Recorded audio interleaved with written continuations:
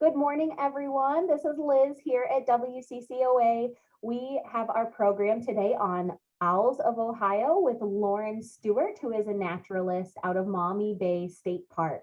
Thanks again, Lauren, for being here today and for continuing to provide these awesome programs for us. Of course, I love doing it. You guys are the best, so I'm more than happy to. So today, I'm going to be talking a little bit about one of my favorite types of birds, owls. So owls are a really neat group of raptors.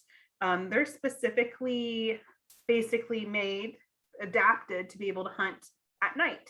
And there's a lot of cool mix between just the normal raptor features that they have and just specific adaptations to allow them to be more efficient nocturnal predators. And so we're going to specifically talk about Ohio owls. I'm going to talk a little bit about the adaptations that these nocturnal raptors have. And then at the very end, I have a live owl to share with you. She's mostly cooperative, but I do have a live owl to show at the end. So owls are also known as the silent hunters, and we'll get into that in a little bit, but we're very fortunate here in Ohio. We have, out of the 12 species of owl that regularly occurs in North America, we have about 8 of them. So we actually get quite a few that are able to come to visit, we can actually see here in Ohio. I don't know, it's letting my PowerPoint go. Sorry, technical difficulties, apparently. Are you just able to see the main screen, or is it moving at all on your end? Just the main screen right now. Well, we're just going to do it the not as pretty looking way. Okay. So raptor traits. Raptors basically means, if you break down the word in Latin, it basically means to seize live. And the whole thing about raptors is they're eating live prey. So if they're eating live prey, they have to have specialized tools specifically to eat that live prey. I have some hands-on examples for you. The first one is basically going to be their beak. Their beak is curved, it's sharp, it has a nice little point at the end. It basically, here, this right here is actually a red-tailed hawk skull. This is an actual skull of a red-tailed hawk. So birds' bones are hollow, hence that makes it easier for them to fly. So holding the skull, it weighs almost nothing. It's kind of interesting when you hold bird bones, but even though they weigh almost nothing, doesn't mean that they are not very powerful predators. And this red-tailed hawk's beak is actually very, very sharp. And that curved angle of it allows it to better grab onto its prey and tear open its prey.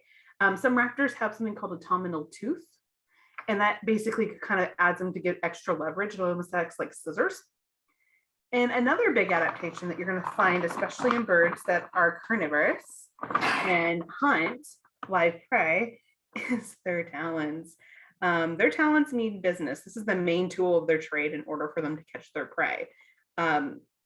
Just like the curved beak of the raptors, the curved talons are fairly sharp. They're not as sharp as the beak is. I kind of say that they're the equivalent of a sharpened pencil. It's sharp, but you don't feel like you're immediately going to be bleeding if you prick yourself. However, even though it's not needle sharp, the amount of pressure that they can put behind it allows them to not only capture the prey, but it also often allows them to actually kill their prey just by grabbing onto it, just the force of that. This is a red-tailed hawk's foot. This is an actual foot from a red-tailed hawk, just to kind of give you an idea of the size next to my hand. So this bird actually only weighs about 2.5 pounds. So even though it only weighs about 2.5 pounds, it has a pretty substantial sized foot and can kill prey as up to like cottontail rabbits. They kill that size. They'll even try, especially the younger ones, tend to try to attempt like woodchucks and animals like that. Oftentimes they can kill prey that's too large for them to lift off the ground. However, for the most part, they're sticking with animals that would be able to carry away to a safer spot to eat. So you're looking at mice, things like that. And that's true of most raptors. Another trait that they have is an excellent source of vision. They have excellent eyes. And that is inclusive of the owls as well. You might think, well, the owls are nocturnal, they don't really need to see super well. Their eyes are just adapted to low light, essentially. So raptors have crazy good distance vision. Our owls have really specialized eyes in the sense that they're adapted to low light a little bit, the next slide. But what's really neat that people don't realize for all raptors is that owl pellets are something that maybe we've done like in elementary school or middle school, where you've dissected the owl pellets, that basically that the raptor, the owl itself, eats its prey and it can't digest the bones, feathers, or the fur, and so it regurgitates it back up. Well, diurnal raptors, so the birds that we're seeing out during the day, also have the same problem. So they also actually produce pellets as well. So you're getting pellets from birds that are as small as like the American kestrel, which is about robin size, all the way up to the bald eagle. So they will hawk up pellets as well. They're just not, it's not as easy to find, and it's not as commonly known as it is for the owls. So specific owl traits. So owls are adapted to see in low light. And with that, they have very specialized eyeballs, but their eyeballs actually aren't circular, they're not globular shaped, they're actually tubular shaped. And at the top left-hand corner, you can see that's an actual great horned owl skull. And it looks like it basically has a casing around its eyes. And that's because its eyes are fixed in the skull. Their eyes are very long. And because of that, they can't roll like our eyeballs can roll. And owls actually cannot look side to side. Their eyes are fixed, staring straight ahead. And to kind of make up for that, that's why they can turn their neck so much. They can go almost 270 degrees. So they can't do the 360 by any means, but they can turn their head pretty far. And that's because they cannot look side to side. They have to physically move their entire head to do so. Owl feet are also special. So if we look at this red-tailed hawkfoot, it has 3 in front, 1 in back. I also have a great horned owl foot, which bottom of my bag, of course. 1 second, let me see if I can find, there it is. Which when you look at it initially, it looks like it has the 3-to-1 ratio as well. But what's special about the great horned owl is this toe over here can actually rotate. So it can choose to do 3 in front, 1 in back, or 2 in front, 2 in back. And that allows it to better have a grasp of its prey, remembering they are hunting at night. So even though they have eyes specifically adapted to seeing in the low light conditions, they still have to have their best chance of being able to grab that prey. So to be able to increase their surface area by being able to move their toes a certain way, maybe if it's larger, they want 3 in 1, smaller, they want 2 in 2. And that increases their chance of being able to catch their actual prey. Now, I did mention their eyes are tubular. Owls also have more rods than they do cones in their eyes. So the specialized cells, rods allow you to see in low light. Cones allow us to see in highlight, but we can see in color. So they don't really need to see in color at night because there's not enough light really to distinguish between the colors themselves. So they have a lot more rods, so that even in the really, really low light and even in new moon scenarios with just enough of the ambient light, they're actually able to see fairly well. And so they have their specialized eyes, their specialized feet. They also have specialized feathers. So most bird feathers, when you look at them, are really sleek. They have this nice sharp edge to them. They kind of look like they're almost cut out of a machine. Owl feathers, the tips of owl feathers are actually, and this is a great horned owl wing, they're actually fuzzy. So they have, I'll try to get it close enough so you can see the edges. So they actually have this like fuzzy looking tip to them. And that fuzziness allows them to break up that air pocket when they're flying, so they do not make the flapping sound. So they basically fly almost completely silently, which is really important if you're hunting at night and you're trying to ambush your prey. So you're relying on darkness for cover, and then you don't want to make any sound because it actually increases your chances of being able to capture that prey and you get a successful meal. So specialized eyes, specialized feet, specialized feathers, they also have specialized ears. So we have, our ears aren't fully 100% symmetrical, but they're pretty close to being symmetrical. So you're going to have one even on each side. Owls, they're way off compared to our ears. So you're going to have one much higher than the other ear on the opposite side. And that kind of allows them to get almost a depth perception for hearing. So they're able to hear really well in the dark. They're able to see really well in the dark. They can fly silently, and they're basically having increased chances with having those specialized feet to capture their prey. So they're highly adapted to hunting at night. So next, I'm going to go into the owls we can see here in Ohio. And I'm going to start with the most common. The most common is our great horned owl. So this is the owl. When you think of an owl call or you think of an owl sound, this is the owl you hear. So the great horned owl, and as you can see, this range map is on the left-hand side. Everything in purple is basically where you can find it year-round. And that's pretty much most of North America, all the way up pretty far into Canada. So they're a highly adaptable species. You can find them up in Alaska, up in northern Canada, all the way down to Mexico, and even getting into Central America as well. So this highly adaptable bird eats a lot of different prey, and part of that is because it's so large. So our red-tailed hawk is 2.5 pounds. The great horned owl is about 3.5 pounds. So a whole pound heavier, which doesn't sound like a lot, but in bird terms, it's a lot. It makes a big difference. These guys are pretty much top of the food chain for the owls, for the most part for North America. They are really neat. They're one of our first nesting birds, and they don't build their own nests. They actually use their size as an advantage to be able to commandeer their specific nests.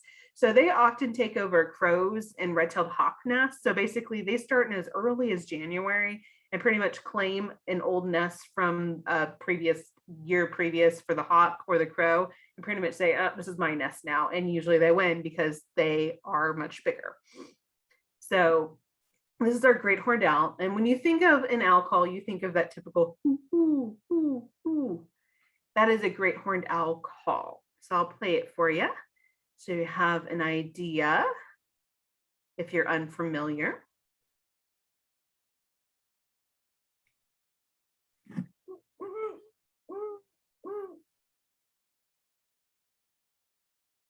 So that deep hooting. So a nice part of having that deep hoot allows that call to travel pretty far. Great horned owls have pretty big, extensive territories, and that helps them maintain their territories and stay in contact with their mate. One of my favorite owls that I get to see, especially we're very fortunate up here in Northern Ohio, is the snowy owl. This owl is an Arctic tundra breeder. So that means this owl is breeding up in some of the harshest of conditions.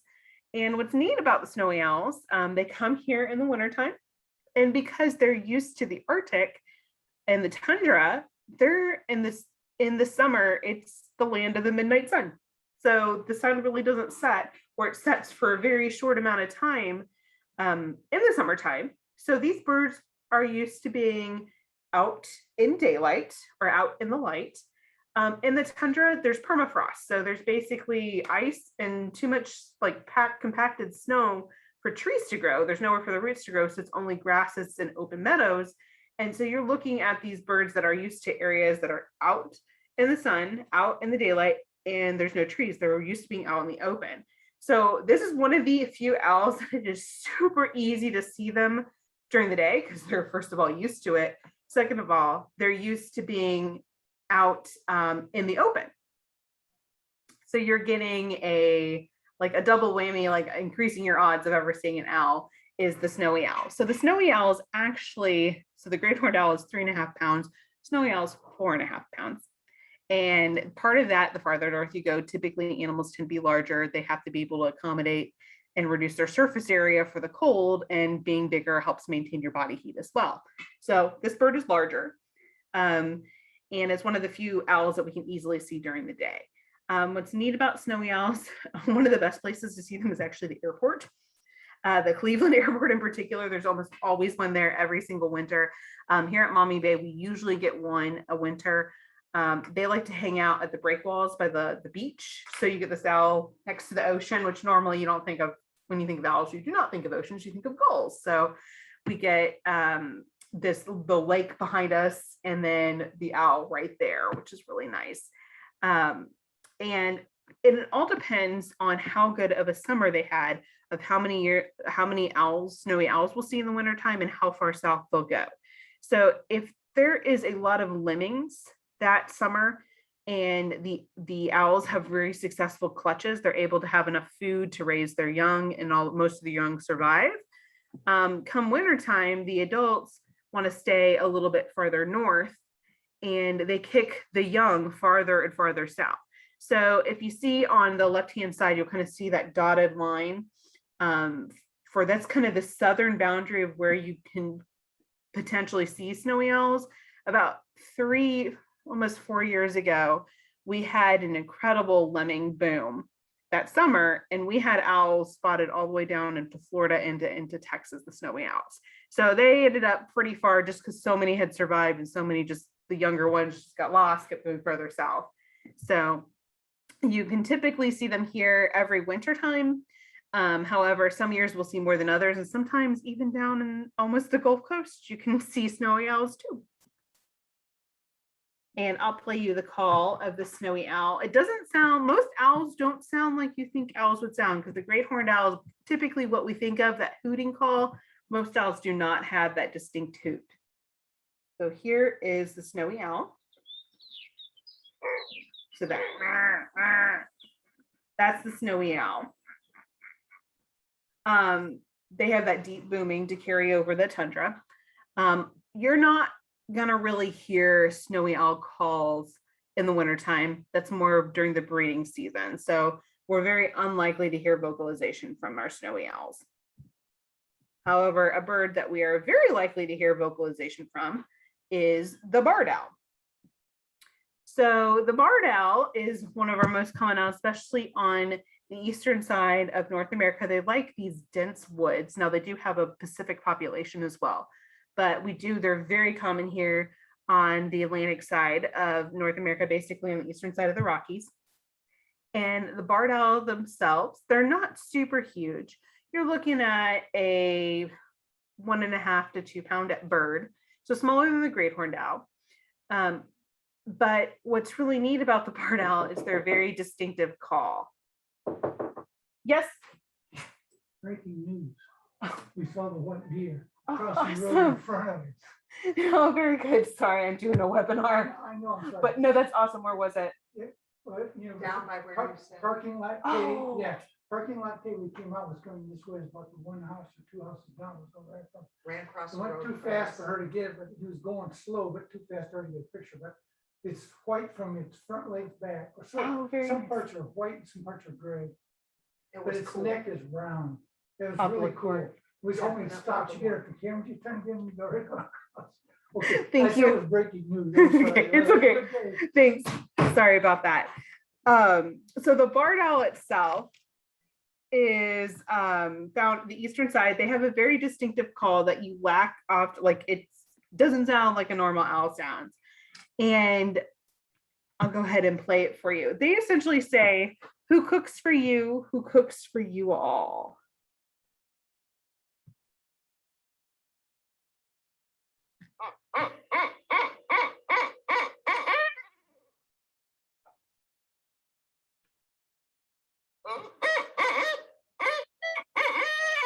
So who cooks for you? Who cooks for you all?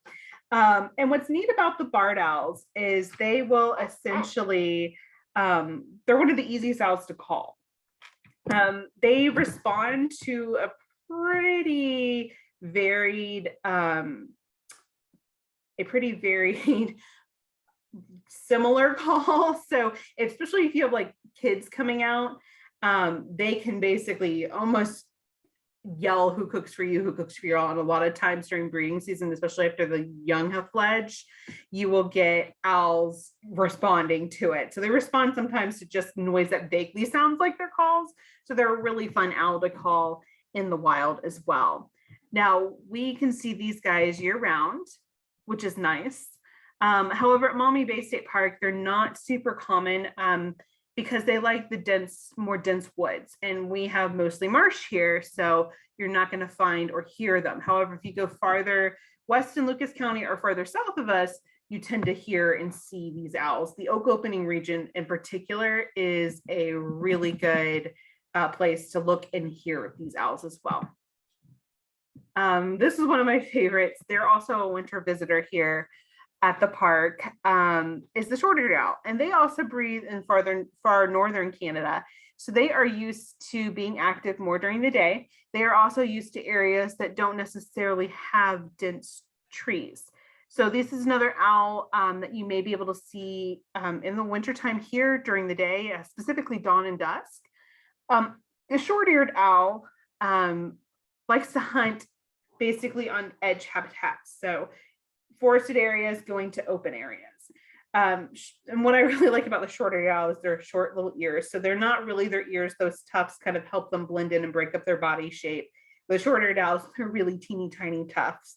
And it looks like they're very surprised. I like how they look. But what's neat about them is their call does not sound like a typical owl call, just like the barred owl didn't sound like one. The Short-eared owl actually kind of sounds like a cat. I'll play its call as well. It has that kind of small angry kitten sound to it. You're not super likely to hear their calls again because they're only here really in the wintertime. However, on occasion you may, because we're sort of at the very edge of the range of having them year round and potentially breeding in this area. For the most part, they are breeding up in northern Canada and Alaska as well. Really good place to see them here in the park is starting about November by the big sledding hill. We do typically have one or two a year in late fall, early winter. And then the long-eared owl. The long-eared owl looks similar to the great horned owl. However, they are much smaller. They only weigh about a pound. So you're looking at owls that are about 3 times smaller than the great horned owls. They also look like a great horned owl that got really, really surprised. So they have very long ears and they look shocked all the time. Long-eared owls are strictly nocturnal. So they are it's hard to find them in the day. However, we do have them here in our park in the wintertime, typically starting late November, again, December, right when the short-eared owls are starting to come here. We do typically tend to see long-eared owls. I've never been able to find a long-eared owl in the wild. Someone else has found it for me, essentially. They have really amazing camouflage. And that's really important for most of our owls, especially the ones that are strictly nocturnal, because during the day they're sleeping. And so when they're sleeping usually in trees or in some cases out in the open. So they need to be able to blend in so they're not going to get harassed by other species of birds. A lot of birds like to do something called mobbing, which is basically big groups of birds coming and harassing a raptor or another bird of prey. And so having that camouflage really allows them to actually sleep. And in the case of the long-eared owl, he only weighs a pound. Other animals can eat him for sure. Even though he is a bird of prey, he's still within the food chain itself. So our long-eared owls actually they look like great horned owls and they do kind of sound fairly similar.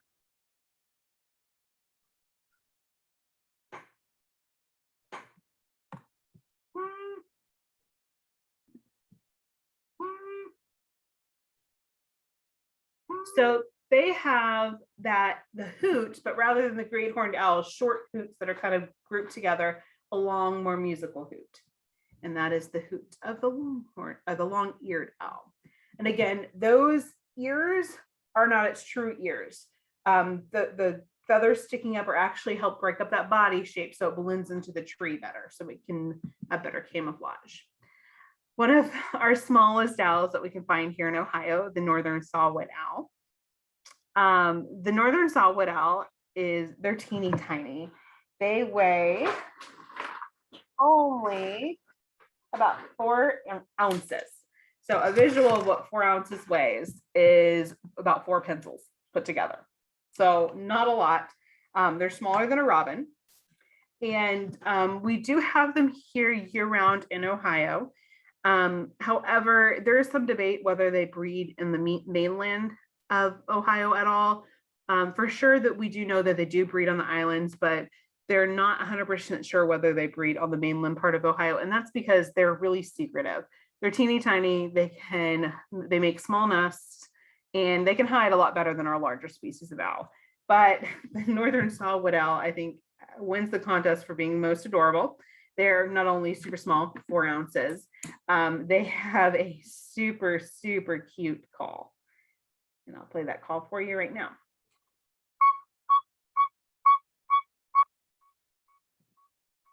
So it sounds like a mini truck backing up. I just think they're super cute. They don't have a very owl sound to them, but small owl gets a small call, and it does sound almost like a little teeny tiny truck backing up. Our state endangered owl, the barn owl. Now, the barn owl is actually found worldwide. So there's a lot of different subspecies of barn owl itself. However, it is endangered in the state of Ohio, and that's because we're at the very edge of its range. They, as their name suggests, like barns, they actually really do like to seek out human-made structures, which we do have plenty of barns here in Ohio, but we're just at the northern edge of the range, so we're not going to find a lot just because we're at the border, essentially. Now, the barn owl itself, they don't weigh a whole bunch. They only weigh about 1.5 pounds. So they're actually bigger than the long-eared owl. But a lot of people, they think they're very pretty owls. They look gorgeous. They have this nice kind of ethereal look to them. However, part of the barn owls, Ty, people used to think their barns were haunted, and rather than ghosts being inside them, it was actually barn owls that when disturbed, when people would come into the barn, they would tell you how displeased they were. And I'll play you the call of the barn owl so you can kind of get an idea of maybe why people thought their barns were actually haunted.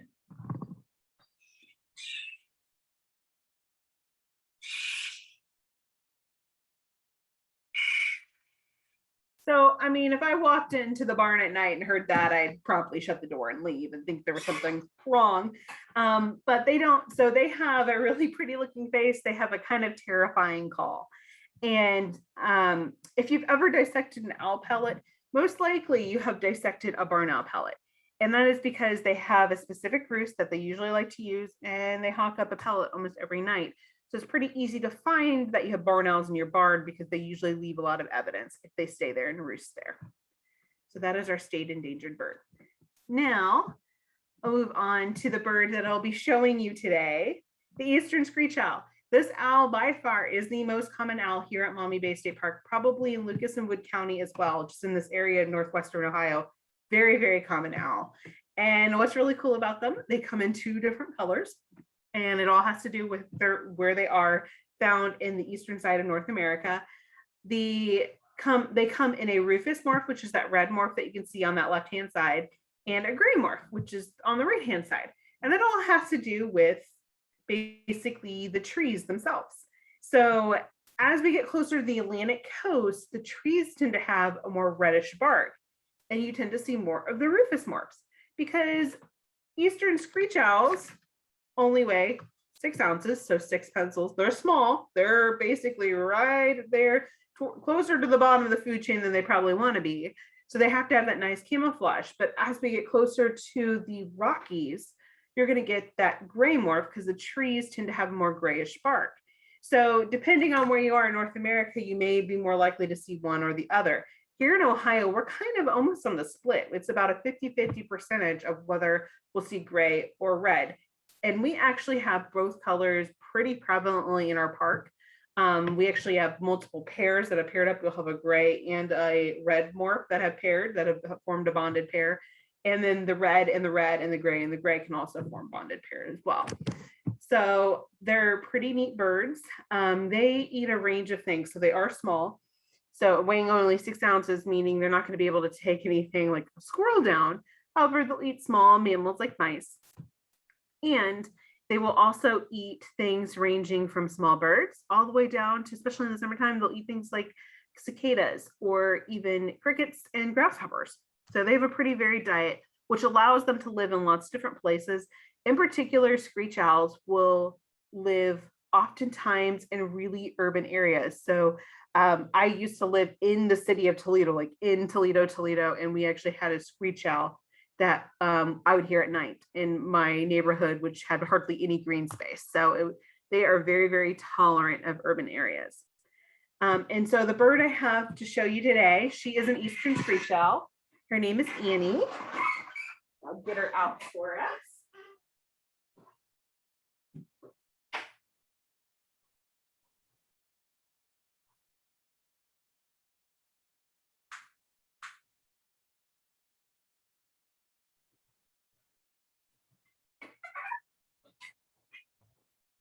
So this, she's probably not going to look at the camera. She's always trying to look at me. This is Miss Annie.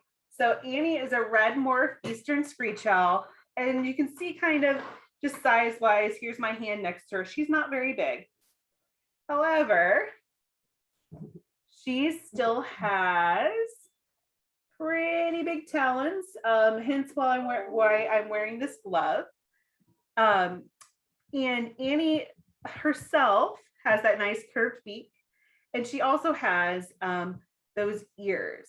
Oops, I clicked out. Hold on. Sorry, there we go. She also has those quote unquote ears. Again, they help break up that body shape so she can actually blend in better with the trees. So the reason why we have Annie is, oh, maybe you can see it a little bit. So she's actually missing her right eye. She was hit by a car when she was probably about a year old. She was her first year, is what we think. She got caught in the grill, broke her wing, lost her eye, and with the combination of the two, her wing did heal. However, it didn't heal enough for her to have sustained flight. So she couldn't fly, and it would as well as she should be able to, which would impact her hunting. Coupled with the loss of her right eye, she was unfortunately unreleasable. So she's actually about 7 years old, and she just pooped on the floor for us. 7 years old, and in the wild they only live about 4 years. Mostly cooperative, not 100% cooperative. So Annie, even though she is a captive bird, she is still wild. And as you can see, she sometimes doesn't want to fully cooperate. She can still fly. However, again, she can't do 100% sustained flight. So we have to have jesses on her. So jesses are basically a leash for raptors. So she has jesses, and then she has a leash. So she can't fly away from me, because she would if she could. Even though she's been in captivity, she still is a wild bird, and she's not truly bonded to humans or imprinted to humans like some captive birds may be. But Annie, what we feed her here at the park is she gets a diet of things ranging from baby quail to baby chickens and mice as well. So she gets her meal every day. She doesn't have to work too hard to hunt for it because it's provided for her. But she's a very, very neat bird to have. And even though she is small and only weighs 6 ounces, she's a true raptor. So she has talons made for shearing flesh. She has a beak made for shearing flesh, and my hands are made out of flesh. Hence why I wear this leather glove. So this is Annie, our Eastern Screech Owl. Did y'all have any questions specifically about any of the owls or Annie herself?